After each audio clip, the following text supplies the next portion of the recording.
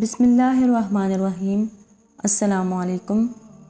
ایک بزرگ جا رہے تھے، کچھ بچے آپس میں بحث کر رہے تھے۔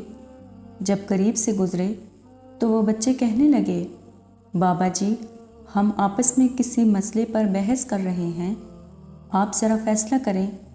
اس نے کہا، بیٹا کیا مسئلہ ہے؟ بچے نے کہا کہ ہم آپس میں بحث کر رہے ہیں کہ ایک آدمی بڑا نیک ہو۔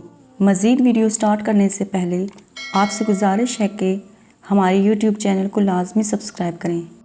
کبھی گناہ نہ کیا ہو، اس کے دل پر اللہ کی خاص نظر رہتی ہے، یا ایک آدمی بڑا ہی گناہ گار ہو اور سچی توبہ کر لے، اس کے دل پر خاص نظر رہتی ہے۔